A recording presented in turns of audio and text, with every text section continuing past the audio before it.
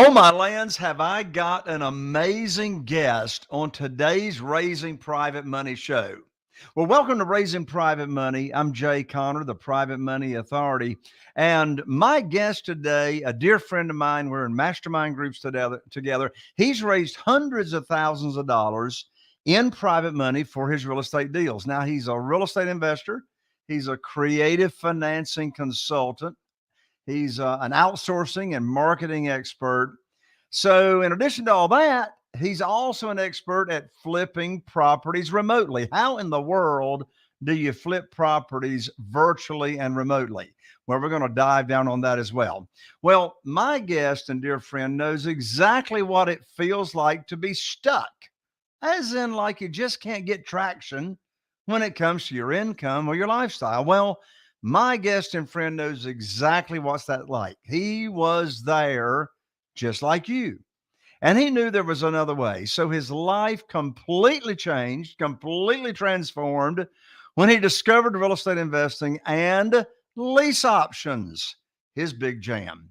His three keys to being successful in business is number one, marketing, number two, automation, and number three, delegation.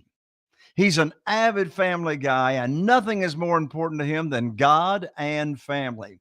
In just a moment, you're going to meet my dear friend and guest, Joe McCall, right after this. If you're a real estate investor and are wondering how to raise and leverage private money to make more profit on every deal, then you're in the right place. On Raising Private Money, we'll speak with new and seasoned investors to dissect their deals and extract the best tips and strategies to help you get the money, because the money comes first. Now here's your host, Jay Connor.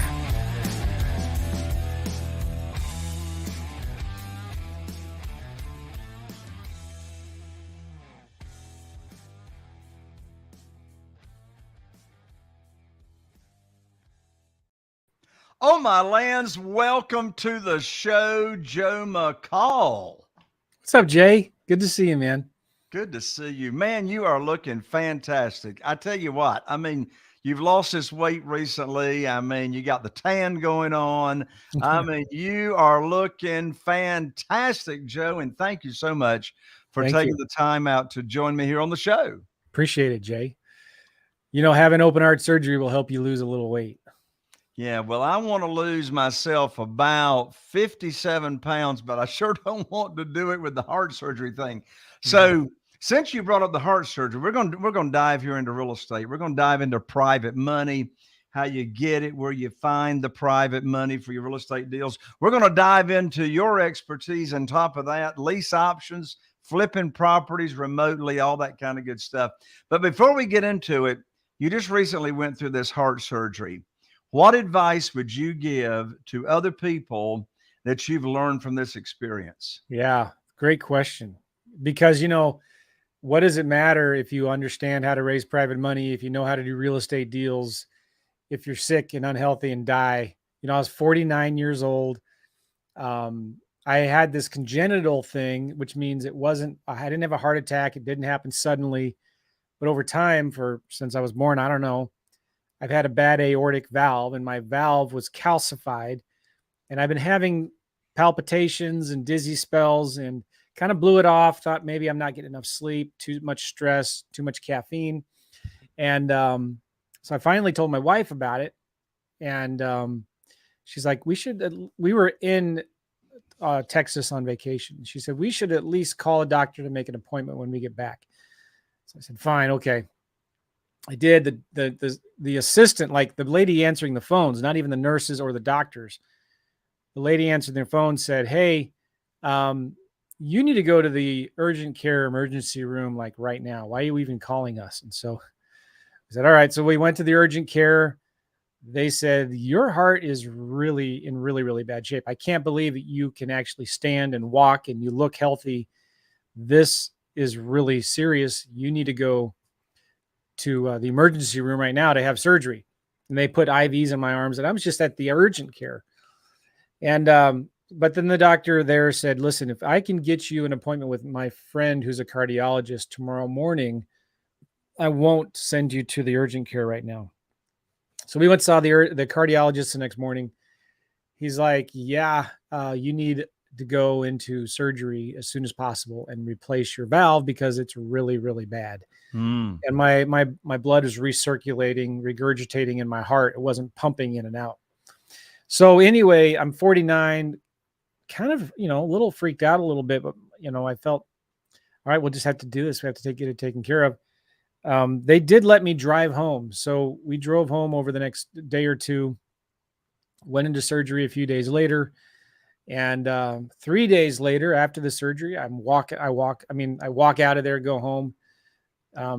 4 days after the surgery, I'm in church in a lot of pain, on a lot of pain meds, but I'm feeling much better. My chest hurts a lot. It's been 6 weeks. I had lost 30 pounds before the surgery. I've lost 10 pounds since. I've lost a total of 40 pounds. But it all happened so fast. And I heard somebody say at one of the masterminds we're a part of, Jay, he said, people who are healthy have thousands of wishes and I have all these goals, but somebody who's sick really only has one goal. Right. And so I thought about that a lot since then. And that was one of the things that helped me get into better health, and also helped me think about my business and think about ways that I can recreate recurring passive income so that if I am out of commission, my business can still run without me. Mm-hmm. So I've been through this process, really been thinking a lot about making sure everything is set up with my family. Everything's fine with them. I have wife, 4 kids who are between 12 and 19 years old. Mm-hmm. And so I've been thinking a lot about, what do I want my business to look like? Can my business support my family if I'm out of commission, if I die, whatever? I've got a lot of life insurance, but like, what if I can't work? What if I have a stroke? Or what if, will I be able to provide income for my family? So that's crazy stuff. It's deep, it's scary, but like, people need to start thinking about this kind of stuff. Number one, is your health are you in good health? Like, are you going to the doctor? Are you doing what the doctor tells you to do? Mm-hmm. And are you getting your regular checkups and stuff like that? And number two is your business set up where it can run without you, in spite of you, right? That's something that I think about a lot, whether it's my real estate business or my publishing business. Do I have the team in place? Do I have the people in place, the systems, the deals, the cash flow recurring, that I can still make money? And I can say this, the 2 months that I was out of commission, my revenue went down a little bit, but my profit went up. So I was actually making more money net while I was removed from the business. Now, I don't know how long that could have lasted, but it felt really good. What do you think's the reason for that? How did that happen? Or is that just, coincidental? A couple of things. Number one is recurring revenue, recurring passive income from real estate deals, and from, like, I have other businesses where I sell, for example, I sell Freedom Soft because I use it every day, and I sell Freedom Soft. It's a software to help manage your real estate leads. Mm-hmm. So I get recurring revenue from that. That's number one, is recurring revenue, passive income. We also do I have a lot of notes for our real estate deals where I'm collecting money every month from that. Mm-hmm. But the second thing is getting a team, getting people to work with you and for you. So I've got, in my businesses, I have 3 full-time employees in the United States and maybe 4 full-time virtual assistants in the Philippines. So I got a team of 7 people about, and they keep everything going. And I do have one, they're all really, really good, but I have one lady who kind of manages the entire team. She's like my operations manager. Mm-hmm. And so that's something that's really important. Like, I don't have the bandwidth, I don't have the energy, I don't have the leadership skills to manage an entire team. So I hired somebody that could do that for me. Mm-hmm. And that's been huge, because when I was in the hospital, she's like, Joe, don't worry about a thing. I don't want to hear from you. I don't want to see you. I don't want to talk to you for at least a month. Mm-hmm. And leave us alone and we'll take care of everything. And like, that was huge. And then third and fourth, I got 2 more. Number 3 have an amazing spouse, a wife, a husband, spouse that can just help take care of you. My wife has been a bedrock, just amazing, supporting me through all this. And then the fourth thing finally is my faith in God. You know, in the church we go to, the people from church have been so supportive, like just going incredibly overboard in supporting me and my family and helping us through this thing. Just the flower. I mean, when you go into my hotel room and it looked like a florist shop, you know, we got tons of people that send us gifts and cards and food for us to eat, you know, or we had so much food. We were like, please don't send us any food. Let's just schedule a time we can go out to dinner. But like, so we together, like with them, right? So we've had so much support from family and friends and people from church.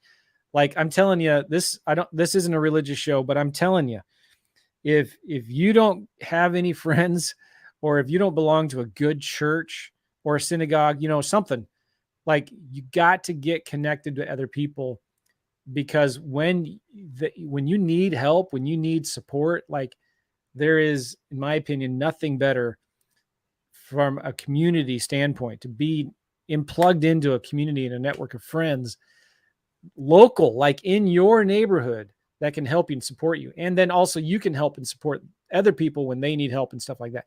So like all of that just helped me get through this. My recovery has been really, really good.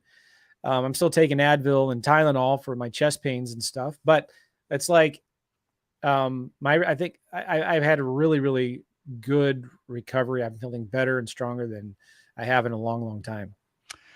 Well, Joe, what you just shared, first of all, a comment on one of the last things you said, you know, God did not create us to live on an island by ourselves, for sure. And by the way, you said this isn't a religious show. Well, I will tell you, all the listeners are believers or they wouldn't be here, because they hear me talk about my faith all the time. I tell you, Joe, your testimony and your story that you just shared about your recent experience, I would encourage you to let that be your hot seat at our next mastermind. Yeah, that's a good idea. Hey, look, I'm gonna ask my producer, Scott Patton of the podcast here, to just send you a link to this show, and you just listen and have your assistant make notes on the first 11 minutes of this show. That's your hot seat at the next mastermind. That's good. You know, Matt has asked me to speak at the next family mastermind. Yeah. Well, there's your talk. There's your talk. Yeah, for sure. Joe, thank you for taking your filter off for my audience and just sharing the stuff that's just like really, really important. I mean, you know, people that are entrepreneurs, we're driven, you know, to succeed, to achieve. And it's just like, you know, more, you know, just, you know, sometimes not you. You already knew what was important. Thank God.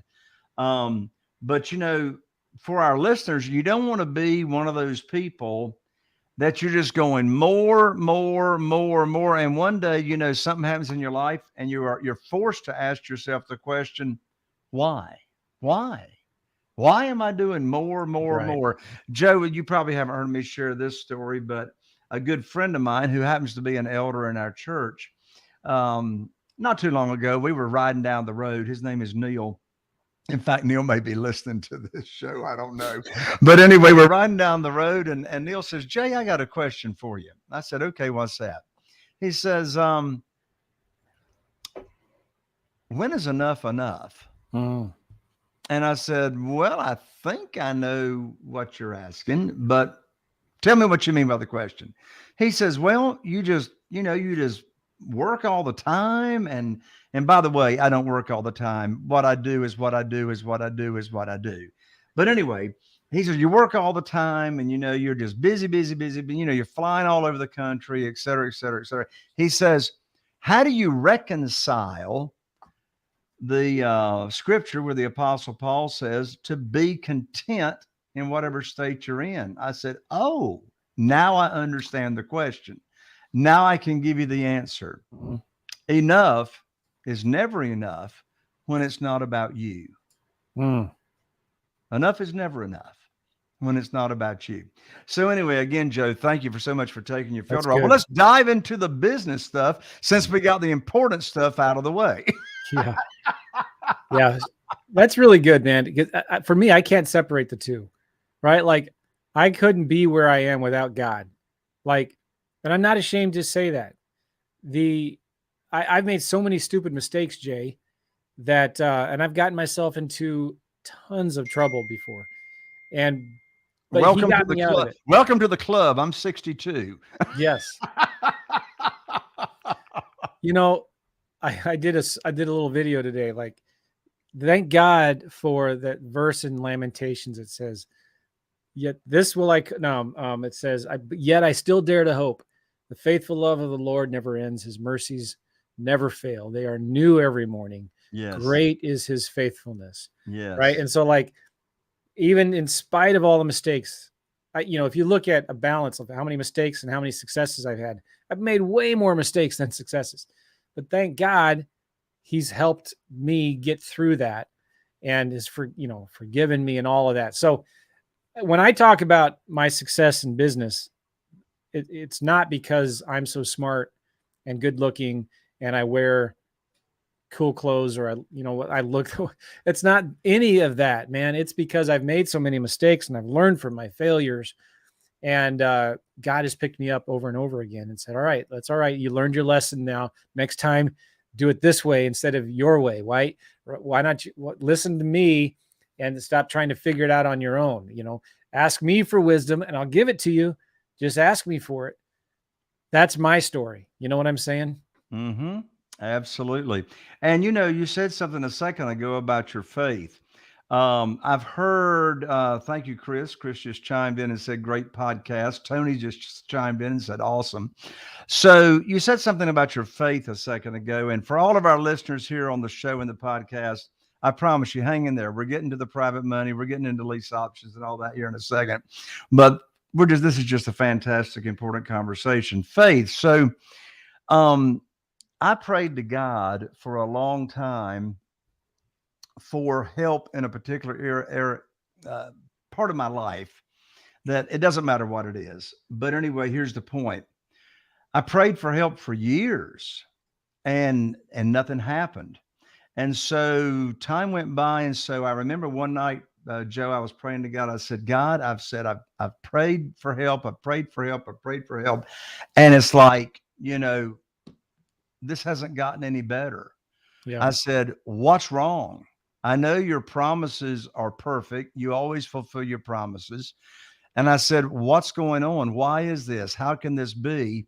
And God gave me the answer, not directly. God didn't whisper in my ear, but I was reminded of what I had read in scripture. And I was reminded of Jesus looking at his disciples and saying, oh, you of little faith, and how a mustard seed can move a mountain. And then I was reminded of the story that Jesus told, or it wasn't a story, it was an actual event about this daddy that had his child. And the daddy wanted Jesus to heal his child. But the dad says, my faith is so weak. And then he prayed to Jesus and he said, Lord, strengthen or increase my faith is the exact words he said. Increase my faith. And so when I was praying to God that night as to why my prayer hadn't been answered, you know what, Joe, the light bulb came on. I told God in my prayer, I said, I know it ain't you. You're perfect. Yeah. It's got to be something with me. What is it? And then I said, oh, I know what it is. I've been praying for this thing forever. And I've been putting it all on you, God. I haven't been doing my part by having faith and abundant faith that you would do it. Yeah. And in that prayer that night, I prayed to God. I said, God, I need your help. Increase my faith abundantly like you did for that father in the story in the Bible when he was with Jesus. And you know what? From that moment on, never a problem again. It was, I had to do my part. I had to pray to get my faith increased, because I've got this picture in my mind that I saw years ago, the way prayer and faith works. You got God is reaching his hand down, Yeah. but I got to reach my hand up in faith, right? Yeah. So, well, how in the world did we get off on all that? I guess it's because It's most of good us stuff, believe. man. Nothing else really matters. Yeah. Nothing else really matters. You can't take it home. You can't take it to heaven with you, right? Nobody has driven or pulled a U-Haul behind a Hertz, right? That's a writer downer. No U-Hauls behind the Hertz. No, you can't take it with you, man. Naked we came to this earth. Naked we're going to return to God. And eternity is a long, long time. And we have a short little vapor of a breath to get it right. So it's like it's a big deal. Like for me, businesses, I love talking about business, but if we don't get this thing figured out and trust in Jesus, what does it matter? I mean, like Sam Walton, the guy who founded Walmart, I wish I could remember what he said on his deathbed. I'll have to find it in Evernote here. I keep my like a diary in Evernote. Sure. But he on one of the world's most wealthiest men ever. When there's a article, I'll send it to you. You know the guy who wrote Profit First? Oh, sure. Yeah, this is what it is. So Mike Michalowicz wrote this article, Deathbed Thoughts of a Successful Entrepreneur. And he talks about Sam Walton of Walmart. And when he was an extreme workaholic, was never at home hardly at all for his kids and his family. And one of his final words on his deathbed was, "I blew it. I blew it." And that is tragic. Yeah. That's tragic. If anybody wants to find this article, if you Google Deathbed Thoughts of a Successful Entrepreneur by Mike Michalowicz. I found the article on, I read this article 12 years ago on American Express, the credit card company, has a blog. And I found for some reason this article. But man, I don't want to be Sam Walton. I don't, it would be cool to have billions of dollars, but then on your deathbed to be like, oh man, I blew it. Nobody, when they're sick, getting open heart surgery, is thinking and praying, oh man, I wish I would have spent more time at work. I wish I would have made more money. I wish I would have started this business or did that business or been more successful in business or gotten this degree. And no, they're like, does my family know that I love them? I don't want to live a life of regrets is what I'm trying to say. Yes. So I would rather, So that's all I got to say about it. I'll send you a link to this article if you want. Yeah, please do. Jenny chimed in with an awesome comment. Good 4 important points to run this type of business. Thank you, Jenny, for chiming in here. So in the time remaining we have here in the show, Joe, I got 2 questions for you, and I'll tell you what they are. No, yes. 3 questions, but you got 7 minutes to answer. Okay. First question, you might want to write these down. First question, I got you covered, is so you've raised, like myself, you've raised a lot of private money over the years for your real estate deals. First question, what advice would you give to a brand new real estate investor that's wanting to use private money for their deals? Because you and I know at the end of the day, most real estate deals out there, yes, we do creative stuff. You do lease options. I've bought a ton of subject to. But the majority of the deals out there happen with cash, right? I mean, the majority of the deals, where it's commercial, single family, new real estate investor wanting to use private money, your advice? My number one advice is learn how to find good deals. And there's the argument of whether you should, find the money first or find the deals first. I get it. But when you have a good deal, finding the money is easy.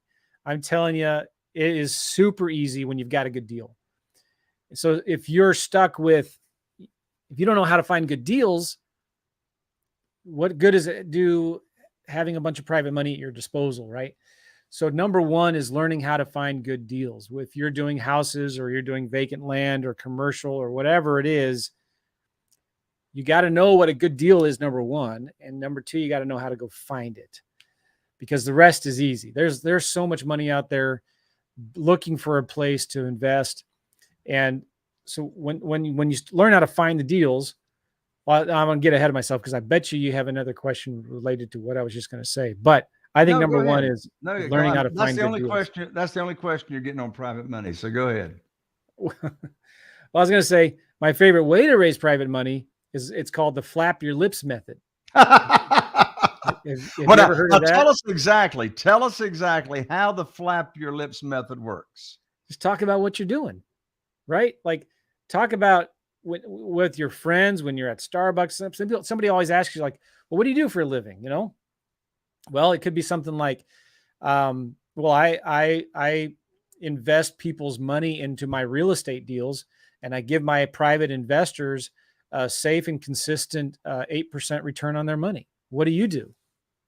It could be something like that, right? It could be I find really good real estate deals, and I put my investors' money into my deals, and we make a lot of money together. What do you Yeah, do? that's great. And what I love about you sharing, Joe, is you're giving actual scripting. Yeah. Actually what to say. Raymond just chimed in, cool and practical. I'd love to connect to Joe. And Raymond, we're going to tell you how to connect with Joe here in just a moment. But you're giving actual scripting, right? Oh, let me give you On something better. right? I got this friend. I got this idea from. I wish I would have done this. I thought of it. He would go to the nicest area of town where all the business people are having breakfast and lunch or whatever, and like a big Starbucks, you know, in a nice area, wherever coffee shops are in the nicer areas, right? Anyway, he would go there and do his business from the coffee shop, and when he'd be on the phone and would talk to people, and he would intentionally talk aloud on the phone about the deals he was working on.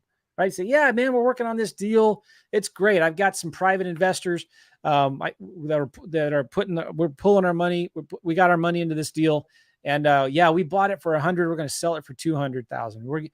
I'm giving my investors 18% on their money or whatever. And he talks about his deals, not making anything up, and talking about his deals and the private investors that he's working with and the money that he's paying them back in interest. And then inevitably, every time when he said that, when he's done this, he gets people that are leaving the coffee shop and will drop their business card at his table as they're walking by, say, hey, man, give me a call when you have some time. So I say this too. It's like it's important to dig your well before you're thirsty, especially when it comes to raising private money. You've got to start talking about it because when you need the money, it's going to be too late. You've got to start talking about what you're doing before you actually need it. Because then also psychologically, you're not in this desperate position where you're begging for money because you'll never get it then. You know, you need to play hard to get. And when somebody's asking you what you do, you can say, yeah, you know, I got some money right now. I got some private money. I don't really need anybody. I don't need another investor right now, but I'll be more than happy to add you to my list. So if or when I find another deal, I might be able to let you in on it. And, you know, if I feel like we're a good fit, maybe we can do business together. You know what I'm saying? So like, you're not chasing them. You're positioning yourself where they're coming to you and they want you got to think about in terms of getting them to sell you on why you should want to work with them. Absolutely. Does that It's make like sense? talking to a seller, a FISBO. It's not my job to talk them into letting me buy their house. They need to tell me why I should, right? Yeah. Same with a private lender, same with a rent to own or lease purchase buyer. I'm Yes. not going to sell them on or try to tell them as to why they ought to buy my house on terms. They need to tell me, well, why should I accept your application for this house? Yeah. Yeah. Right? Why should I buy your house and not the 10 others on the street, you know, that are for sale right now? Absolutely. Absolutely. And you know what, Joe, what you just said was very important. The worst time and most dangerous time and most stressful time to be attracting money for your deals is when you need it for a deal. Exactly. Right. I have perfect advice. One last question, and then we're going to let people know how to connect with you, Joe. And that is, you're an expert and you focus a lot of your business on lease options. I mean, you know, there's tons of different ways to do real estate, right? On and on and on and on and on. Why lease options? Yeah. I love lease options. I was going to pull out a book, but I can't get it right now. Anyway, I was doing a lot of houses and doing a lot of wholesaling. And I had bought some houses with bank financing and some owner financing and subject twos where I took over existing mortgages and whatnot. But I was at this point where I was hemorrhaging cash, and I needed a way to make bigger chunks of money quicker. So I started wholesaling. And this was back in 2007 and 8. And wholesaling was hard even back then. Where everybody's complaining about competition now, it's always been competitive, man. It's like even back in 06, when I first got started, it was competitive. And then even when the market crashed in 2009 and hit bottom in 2012, it was still competitive back then. People always find something to complain about. Either it's too hard to find sellers, it's too hard to find buyers, it's too hard to find money. It's all in your head. So anyway, I was trying to do wholesaling like houses, and I got frustrated with the trying to negotiate and beat sellers down on price. I'm trying to buy houses at 50, 60, 70 cents on the dollar. And I didn't like doing it. So I thought, well, what if I could give sellers whatever price they wanted if they gave me the terms that I wanted? What if I could give the sellers a price they want if they let me lease it from them for a period of time and then have the option to buy it in the future? So I started just offering sellers a lease option. I said, hey, listen, what if I know you want the property's worth, 200 grand and you want 180. What if I could get you 180, but you lease it to me for a few years first and then I buy it? That wouldn't work for you, would it? And all of a sudden it was like, yeah. Or I could even phrase it like this. What if I could get you, Mr. Seller, I know the house is worth 200, you owe 180. What if I could get you the same equity that you would get if you sold it with a realtor? If you just waited for it, and let me buy your house with payments over time, or let me take over your debt, take over the mortgage, right? And then I'll cash you out in 3 to 5 years. That wouldn't work for you, would it? So I started just asking sellers different questions. I started giving sellers options. And at the time, I found that it was easier to do lease option deals than regular cash deals at 60 cents on the dollar. So I started doing more lease options. And then when I started flipping lease options, or I call it wholesaling lease options, I started making more money doing that than I was in my full-time job. And I was an engineer working on a big power plant. So I quit my job in 2009 because I was making more money flipping lease options than I was in my full-time job. And that's when I didn't look back. And so I've done lots of deals.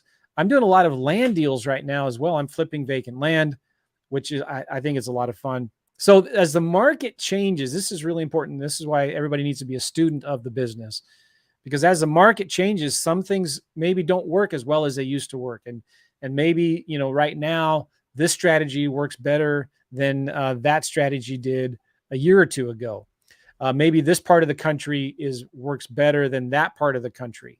So markets kind of go through cycles, and it's important to invest in your education.